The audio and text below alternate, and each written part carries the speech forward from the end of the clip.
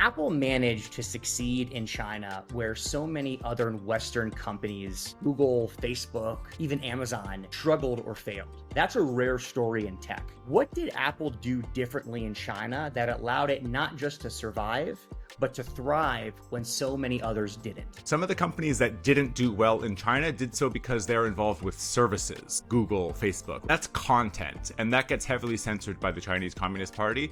And to be honest, Apple has not succeeded where they have failed. In other words, iTunes Store does not exist. Apple TV does not exist. You can't have third-party apps, even like ChatGPT, that do AI that are Western. And that's not Apple, but Apple embeds OpenAI into some of its features. So they've succeeded in a different way. I would say it's not that Apple succeeded in China where others failed. It's that Apple saw something in China that other builders of hardware didn't see.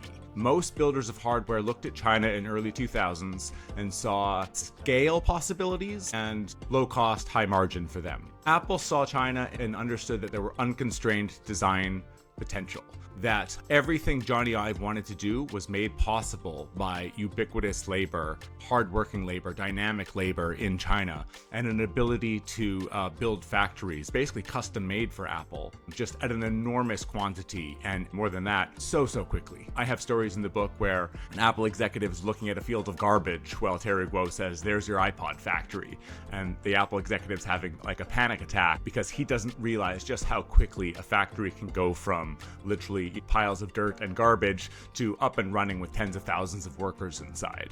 Apple really did sort of unlock the potential of what was available in China, but they did so in combination with Foxconn and Terry Guo, and it's the meeting of those two companies that really results in the iPhone and the world's most valuable company.